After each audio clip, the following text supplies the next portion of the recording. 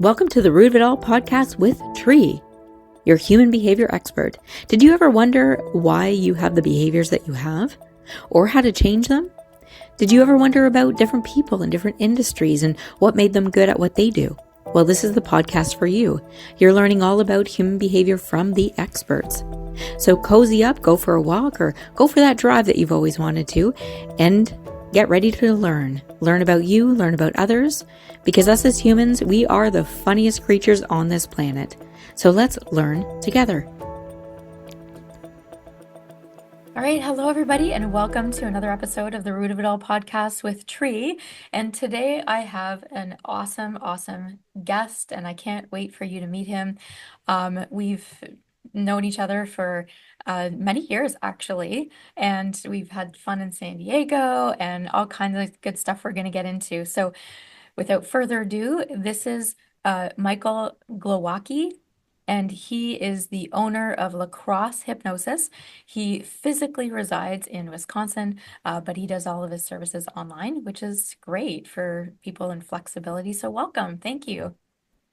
Oh, thank you so much for having me on the podcast, Tree. Oh my gosh, my pleasure. My pleasure. And before we get into all the fun stuff that we did in San Diego, we're going to talk about a lot of relatable things when it comes to healing, when it comes to a lot of stuff about our nervous system and things like that. So let's start in about, I was really excited about when you and I chatted about the theme of you healing and how Scott McFall, which is uh, all of our mentors and dare I say the best person in the world in terms of human behavior that can relate to stuff like that. I'd Right. I strongly believe that, and I'm sure you do as well. So yeah, so share Yes. your story and your experience. Well, um, gosh, to the 5 minute version or less would be I had a serious accident many years ago, Oh wow. and I was in the hospital in a coma. It injured my brain, and I was trying to recover.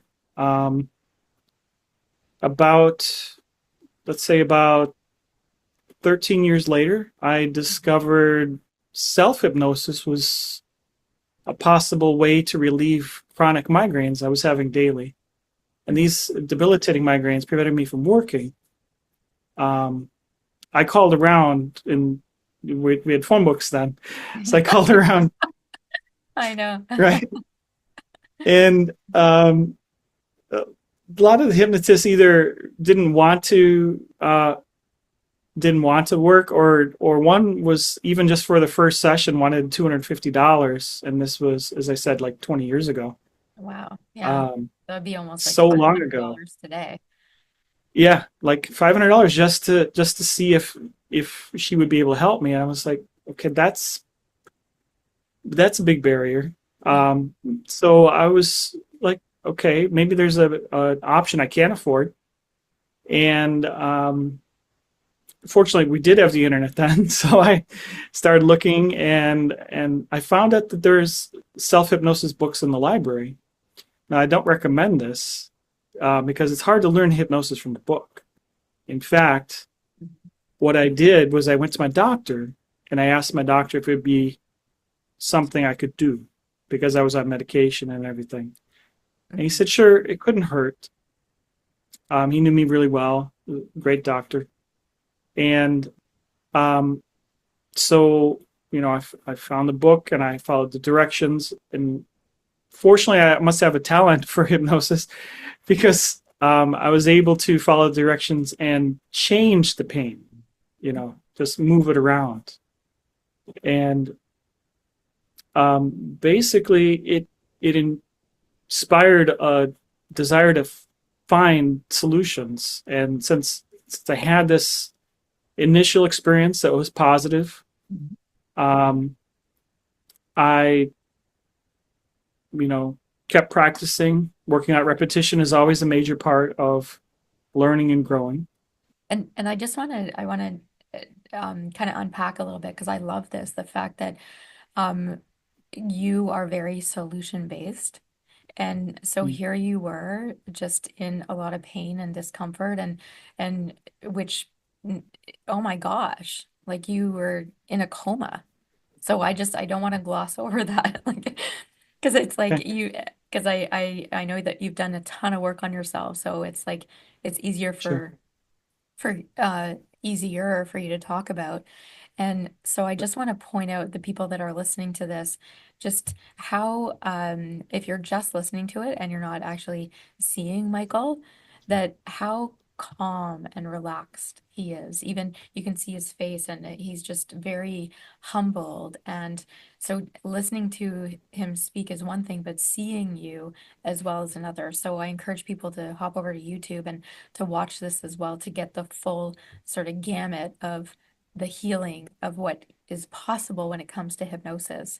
And so there you are, you had the book, you were able to move the energy or the pain. And Mhm. so when did Scott come into the mix? Well, I I sought hypnosis training. So I Mhm, got certified as a hypnotist, mhm, and we're going to talk about this later. mhm. Both of our hobbies is social dancing, and I knew somebody who was social dancing named Melissa. You might be acquainted with her. But Melissa was also she was a certified hypnotist, and she was a stage hypnotist. Um, I met her social dancing, and she suggested that I get in touch with Scott McFall because he was her mentor, and he's been the mentor to mentors. I mean, he's um, honestly, Yeah, like he Scott's he's the one of guy. the best at reading Yeah. people I have ever met. Like Hmm. even people who are good at reading people, I've met people who are good at reading people, but they use it in a dismissive way or a judgmental way. Hmm. So whether they can get something from you or not. Hmm. And there's something, well, there's something just off about that. Let's say it doesn't seem compassionate. And so even if Scott doesn't come across as a compassionate person at times, he's extremely interested in your outcome. He's extremely committed. He's more committed to my success than I have been sometimes. Yeah, and I've been working with him as well. Like you've been working with him longer than I have. Yes. But there's this beauty in his energy that he takes you on this journey and he it's all about you. It has nothing to do with him. It's like he disappears in the equation and that he's just zero focused in what needs to happen. And it's such a cool thing to watch, to experience, even being on the other side of that. And it's interesting. I don't know if we'll have time, but to tell it just dawned on me my first experience of with Scott of getting read by Scott. So anyways, but go ahead because I want to Yeah, hear. let's talk about that. I think it'd be great to for both of us to talk about our first encounter in person with him. Why not? It's So like I'll start. we're not So what virgin I met, we're not virgins anymore with Scott. oh no, of course not. Um, but what I mean is, you meet someone for the first time, Mhm. you the first impressions are extremely powerful, as anybody listening to this knows. You can tell within 5 seconds, 10 seconds, what type of person is, what somebody's like.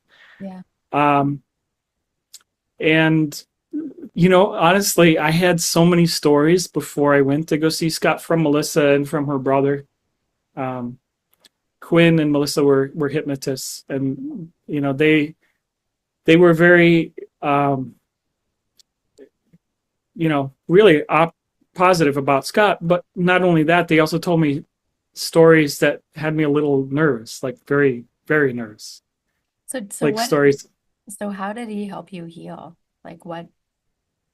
Well, um, he I flew into where he was living and I visited him. I stayed in a hotel. We would spend every day for 4 days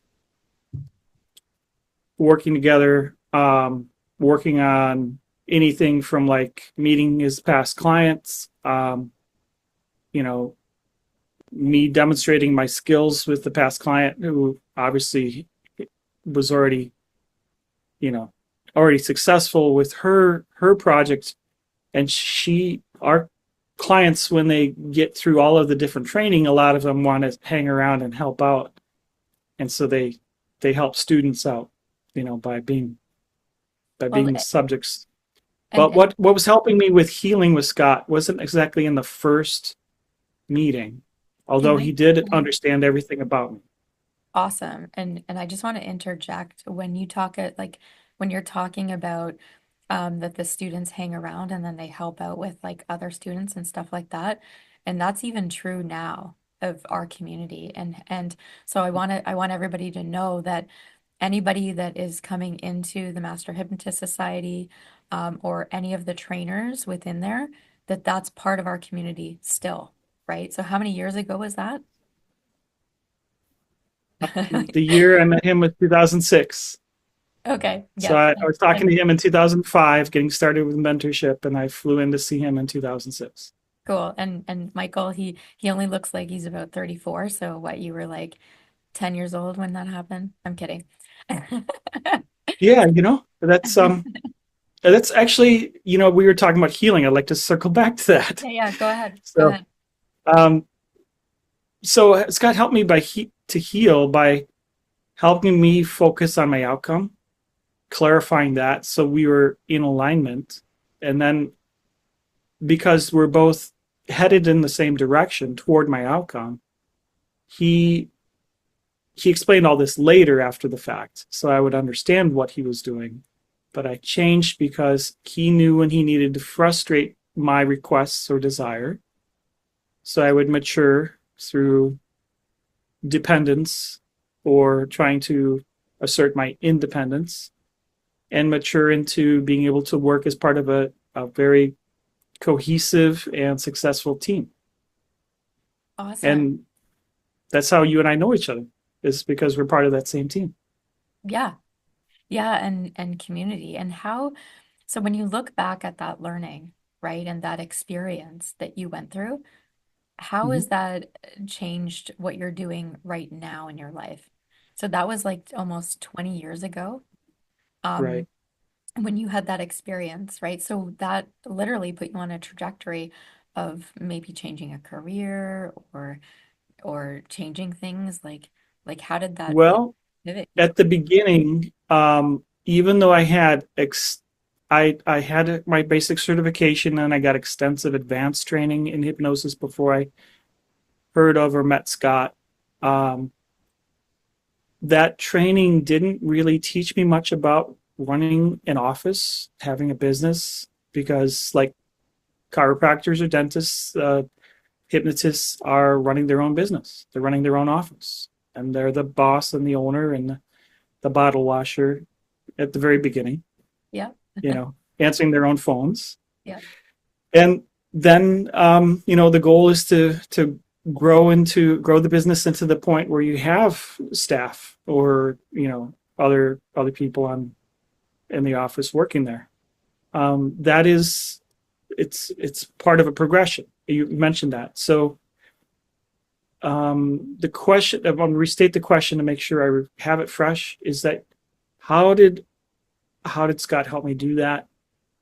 He he already had all of that business and the marketing and the um, he had all the business plan, marketing, practice management, um, essentially essentially a curriculum for the hypnotist and a curriculum for the clients. So the clients learn essentially how to become successful at their goal, whether it's Hmm. weight loss or quit smoking, stress relief, changing habits, pain management. Honestly, being able to be a specialist in these areas, like kind of a general specialist, able to help with these areas through that experience and the consulting with Scott as I was working with clients. He he showed me where I missed seeing something in the screenings, missed seeing something early on with the client that interfered with, the client's success or where the client played me. you know. Yeah, so he was a But very hands-on yeah, mentor for you. So he did like a lot. So I don't yes, want to get into too many details because people might not even know what some of that means. It's funny because when I'm interviewing people from the Master Hypnotist Society, right? Because all of us, it's like we know the inside lingo, right? Whereas right. people that have been listening to this podcast, they're slowly learning the lingo. Um, but yeah, so the high level view of this is that he was a really good mentor when it comes to building your business. And even there was like two lanes going that he was like looking after you and teaching you how to run your business, looking after you, teaching you how to build the business, looking at it just flip-flops back and forth. Would you say that's true? Yes. Mm-hmm. Um, everything that he did leads led me and leads all the people he works with. His intention is for us to be more integrated and whole, to have more wholeness, Mm-hmm. um, And to I be able want to to. add that Well, he, yeah, sorry to interrupt you. I want to add that he still does because he's still alive. yes, Yeah. yeah, he's He's still doing. alive. But he's switched more to focusing on. Um, he's well. I really want to talk about the benefits of working with trainers and mentors in the whole system of the Master Hypnotist Society, because you know not only you or I, there's a whole collection of advanced level trainers across Mhm. North America. Yeah, and I'm gonna make sure that I have the Master Hypnotist Society .com website. So many people, you can join our Facebook group. We have a call every Thursday at 1 p.m. Eastern Standard Time, and many people are welcome to that. And you can meet all of the trainers because we all take turns training, like teaching at those things, which is really great, which models the community that we have, not only within our community, but anybody that comes into our community, that's part of it's like what's attracting them to us because we are what Scott has uh, trickled down through all of us is that there's zero judgment, that we are looking at the human and how the human needs to be helped or what direction they need to go into or what that person's outcome is in that moment. So everybody is on their own agenda, but also supporting everybody else that is on their own agenda, which is also this higher level agenda of literally being on this mission to really help every human being to get to their outcome. And that's truly what Michael, you just that I love about you, that you're really so much living that within yourself and even helping the clients out that you work with too, right? So Yes. that's our passion, right? Mhm. And so another theme that we wanted to talk about, and I have it written down here, is uh like I know that we spoke a little bit about maturing through frustration, but maybe you can give some either personal examples or maybe examples of clients that once they maybe get past the other side, or I'll let you teach it. Right. You asked me to describe about the fear, stress, Mhm. frustration, Yeah. and like getting to the other side of self acceptance and confidence. Hmm. Right. And gosh, that would be an amazing weekend seminar. What we're Wouldn't going to it? do is describe it in a way that makes sense in a short amount of time. So there's a bell curve. It's in a way you've seen bell curves, but this bell curve is about the essentially a transition from Hmm. essentially just feeling normal and then getting frustrated, stressed, or tense. Hmm. And that happens whenever something doesn't go our way, or whenever we're disappointed, or an event happens that it isn't. It's like an obstacle to what we want to get. Many people magnify this from a molehill into a mountain. And then they never actually climb that mountain because it's so big, it's insurmountable to them emotionally. And then they just come back down and then they're stuck, or they keep repeating that, going up, I think I can, and then they go back down. That little engine that I think I can, and then they come back down. Yeah. But what we're teaching people is how to change, get perspective, and actually climb over that whole bell curve in a pleasant way, or certainly an easier way. Mhm. And then to get to the other side, they actually reach that level of self-acceptance and confidence. And then that whole mountain really does look like a molehill in the rearview mirror. And I love this because the great thing about this is that every client that comes through is in some sort of fear or discomfort or judgment, or like you mentioned, and a part of the outcome, absolutely, they need to be in more confident to in more confidence climb to climb that mountain, that it isn't actually as big as what they're making it up in their mind to be.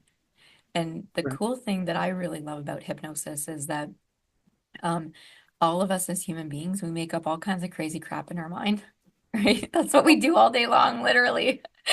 Yeah. And we're teaching people how to make up the crap that actually makes sense, that aligns with their outcome, to actually Yeah. get into their imagination and all of their senses about it. And this bell curve thing is so great. And for anybody as you're listening to this, know that the stuff that is going on in your mind, if you're talking yourself out of, really seek out some guidance to anybody from the Master Hypnotist Society. And also I want to add, because I did do the website, that no matter where you live in North America, there is somebody that can help you, because Master Hypnotist Society trainers and clinicians, they're all listed on there. So which is awesome. So there's no excuses. So the crap you're making up in your mind, there's no excuse, because there's somebody that you can Right. reach out anywhere. And I want to be clear too, like you and I, we had no intention into kind of showcasing Master Hypnotist Society. I mean, we wanted to talk about Scott, but this is very cool that this conversation turned into that, because we're in it, we forget about all of the benefits, and that anybody could just reach out and get trained, or reach out and get help in any way. So it's great that we're having this conversation. So thank you for bringing this whole piece up. And I love Oh, yeah. how conversations pivot to, because it's so conversational. So awesome. Well, you brought up something and you explained how it's different now than when I was first looking around in the 1990s Mm. at hypnosis, self-hypnosis, or hypnosis for pain management, looking for it for self-help. In the phone book. And I looked in the phone book, of course, very different in the early 2000s, looked in the phone book. But, the fact of the matter was, when I explained how, like, the only person who was willing to see me was wanting $250 just to have a chat Mhm. about whether they could help me, we have a completely different model. There's no risk to find out whether hypnosis will help you or not, because our business model is straightforward. We don't accept everybody. We can't ethically Mhm. accept anyone as a hypnosis client, Yeah. because some people should be referred out. So we always provide a free, no cost hypnosis screening. Mhm. And if somebody's a good candidate, we explain that and we answer, here's what the plan would need to be. Mhm. And then if somebody's not a good candidate, we help them find other services. Well, really looking at here's some other options. Why don't you look at this or go think about it for a while? And we normally provide a written service guarantee and as a part of all of our client programs. Well, and the beauty is that even you describing that also aligns with what you were saying before, just the fact that we are on the client's agenda in terms of what their outcome is. And we're doing it in that structure to for the best interest of the person, of what it is that they need. Yeah, for sure. Yeah. right. And it's so gracious and loving and caring and yeah. So Gosh, so I want to talk about San Diego. I would die because it's so like about dance, and dance is such a great metaphor for this movement being in flow, change, and all of these things. right. Even for people changing, right? They have to move, they have to Yes, experience yes. things. It's the perfect metaphor for learning, and it's it's like martial arts has often been used as metaphors and in when the trainings I've attended and co-trained at. I also think dancing is a great metaphor for learning and growing and developing because everyone, when they're starting out, they're 2 feet on the wrong side, awkward and geeky, and they have to move through that Yeah. and bear with it until they become graceful and elegant. And so what And made that's you, going to happen. so when did you start dancing? Like how long have you been dancing for? So Um, let's actually go back and teach people. So here I go being inferred, just thinking that everybody knows what we're talking about. So Michael and I, we were at the World Hypnosis Summit in San Diego. I think it was September last year, November. 2024. And we were at a Yeah, restaurant, yeah, something like that. Yeah. We were yeah, at a yeah, restaurant and there was some good music, and I knew that he liked to salsa dance. So just in the restaurant, just with all these people, we just got up and started dancing. yeah. There's salsa music playing, and I believe it was that Italian restaurant, wasn't it? It was. It was good. Oh, that was Yeah, awesome. Yeah. Yeah, yeah. yeah. And so even the restaurant story is a great metaphor. I want to talk about too because Go ahead. Yeah. so the dancing was essentially, hey, let's just get up, dance because it's fun and we feel like it. We had taught a salsa dance class during one of the lunch periods at the Yeah. Yeah. It was, I think it that was summit. after that. I think that's how we came up with it. Yeah, that's how we came up with it. Yeah, I think Actually, it so. was it Yeah, was the yeah. next day. But we were doing actual movement classes during the longer breaks, during lunch or before the summit, the session would start for the day. Mhm. And so we suggested, oh, let's do the salsa dance class because we discovered we have this. We love salsa. We love partner dancing, Mhm. and that is something that my wife and I really love too. The thing that was interesting about that is, of course, people learn. We all have to learn by starting with taking steps. We learn to walk first, and then soon before you know it, you're running around. And with dancing, it seems new and unfamiliar. And then when adults learn it, it's totally different than when kids learn it. Because kids are like, "Yeah, let's just do it," They don't have any fears, and adults are like, I don't want to look stupid. I don't want to make a mistake. I have to be perfect the first time.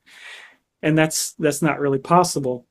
It would be, that and that corresponds to, you know, people who want to lose weight. They give up too early because they want to be perfect or successful within a week's time. That's not possible. Or, um, somebody has another, project that requires daily learning and growth and development, daily habits, Yeah. becoming more financially successful, you Hmm. know. They're all in the same mode. We have to take daily habits and learn and mature through that whole thing. And the beauty of the restaurant story, that restaurant was chosen by one of your friends.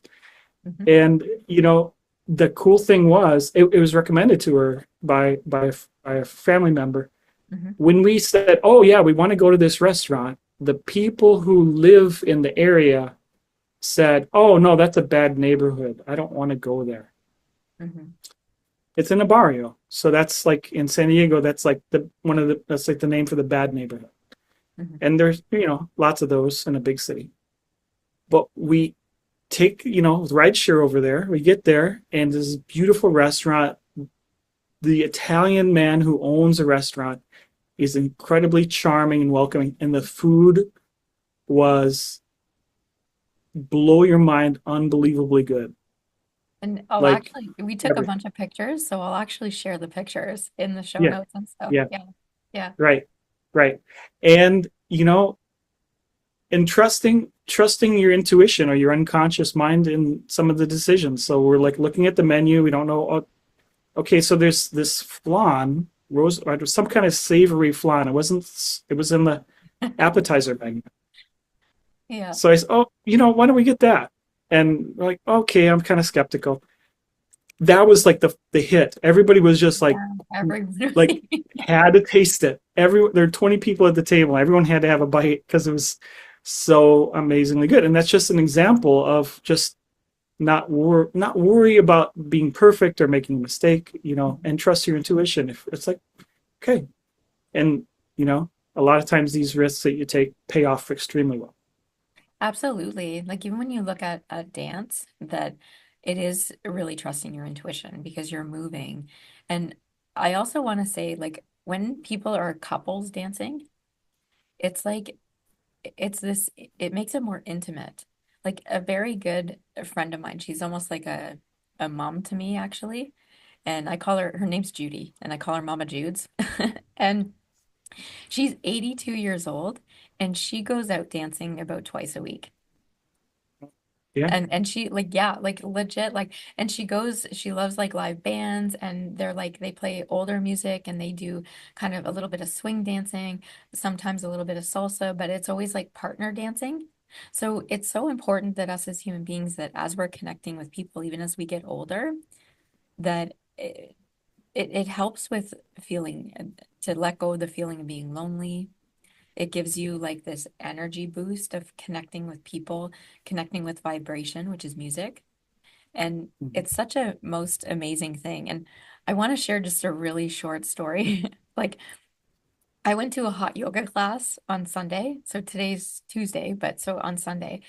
And it was the very first yoga class that I've ever been to, that they had the instructor instructing the class. And then they had another instructor that was just doing hands-on adjustments. And it was like the coolest thing. And so I used to teach yoga and stuff like that. And I just got back into hot yoga. Long story short, I was doing boxing, but I hurt my shoulder. So now I'm back into hot yoga. And I did not hurt my shoulder through boxing. I was throwing my purse into my car and I threw my shoulder out. Just the most stupidest thing. But anyways, so I saw this guy do a hands-on adjustment to this girl, and she's like basically folded in half in gorilla pose. So it's a passive forward fold. And he literally comes up behind and picks her up to create like a deeper compression in the spine and hamstrings and hips and all this stuff. And I was like, oh, does that ever look like it feels good? So this guy, I never met the guy before, but in the middle of the class, I'm like, hey, can you do the same thing to me? And he's like, uh, I'm like, it's good. It's all good. So he did that, and oh my gosh, it was the most amazing feeling, right? So when we talk about fear, if I got in fear about asking him to do the same thing, or I got in fear about like, oh, what about this, or trying to analyze the crap out of it, I would have never had that experience. And even when I was leaving the yoga studio, this guy, he was just like, hey, whenever you want an adjustment, like he was so excited about it. And he's like, come back next Sunday. And because just the postures that I was doing, it gave him an opportunity to actually adjust people in a different way. Also, I was like, wow, I could still do that, but that posture, because I wasn't sure if I could. So it was when we're in discovery, then we're not in fear and we're having better experiences, which at a very high level thing is what you were alluding to in terms of all of what you were sharing about your experiences with Scott, with Master Hypnotist Society, even with getting yourself out of those horrible migraines. Like, had you just Right. stayed being pissed off at it, or pissed off at the reason why that you were in that situation in the first place, that just wouldn't help you in any way, shape, or form.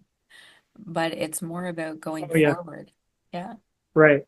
I I have to laugh because yeah, of course I tried that. I've been there, done that, and Yeah. it didn't work. And the t-shirts are no good. So I got the looking for a solution actually happens normally when we're tired enough of wallowing in the problem. There's got to be a way. and being able to open to that, where we're like, okay, maybe there's an option. Maybe, oh, maybe this thing, and this people are doing this all the time nowadays. They're Mhm. tired of not having solutions or being told, here's a solution, but the solution is just as bad as the problem in some ways, in some Mhm. cases. Yeah. And then, people start, maybe there is a solution. They seek solutions or seeking options. In a lot of ways, the body does the healing. Circling back to the healing theme, Yeah. my body did the healing.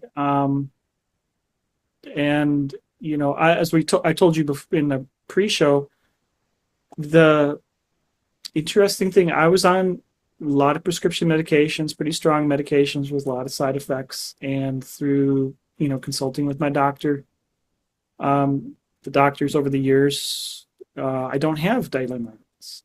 I don't. I don't take prescription. I have one prescription medication if there is a migraine, Mhm. but you know, that's that's very rare, extremely Well, and now you're dancing and having fun and living your rare. life Yeah, and right. I started dancing before the accident. Dancing did help me in a lot of recovery after the accident. nice. And so, dancing's not only a metaphor, I think it's activity a lot of people should be looking into. Partner dancing, um, you Mhm. know, dancing just to music, like we did before that just moving around. Yep. Our bodies are designed to move. We're not house plants or anything. We're supposed to get up and move, get some sun, walk around.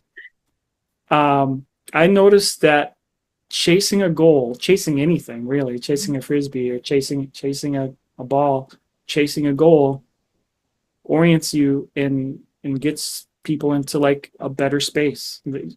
Lots of successful executives still they're exercising daily. Yep. They play sports, racquetball, tennis. They're Yeah. not only doing it for their enjoyment, they're doing it because if they didn't or they know when they took Mhm. time off or didn't do it, then they got worse results. Oh, 100%. Yeah. I have to be outside every single day. And anybody that follows me on Instagram or Facebook, like I post my morning pictures. Ooh, I didn't post my morning pic. I gotta do that later. But um Yeah, so what would be just really quick, one last thing that you want to leave people with? Because I know I've taken up enough of your time, been well over sure. 35 minutes. So what would you leave people with? Mm. Hmm. Well, gosh, I hadn't decided upon that. So let's just trust my intuition to come up with it. Yeah. I would say the most important thing with dealing with these challenging times, and we've had years and years of challenging times, Mhm. is being open and curious and looking for solutions, being open to information and various sources of information without judging the information or the sources. Because many times, even people who are saying, here's some new information that contradicts what you've been told by authorities or what Mhm. by government, sometimes those people are shouting this information out because they care about you, they want what's best for you. Mhm. Sometimes that's not the right approach of shouting it at other people, but then you can also achieve your goals gracefully and elegantly by walking through and suffering through the frustration and the geeky and awkward parts.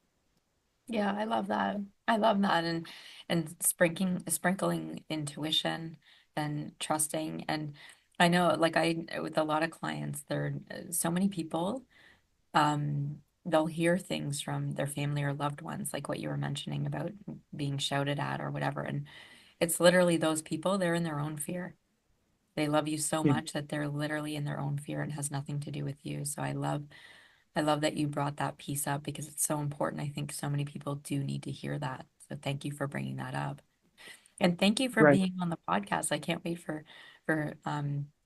everybody to hear this and I'll have all of Michael's information and I'll even pull up some of those pictures from the restaurant and maybe we'll tag the restaurant if I if I can go back and find the name of it. I'm sure I'll get the name of Yeah, it, but thank you so yeah. much. Thank you very much, Tree. It was a pleasure being here. And thanks for listening to another great episode of the Root of It All podcast with Tree.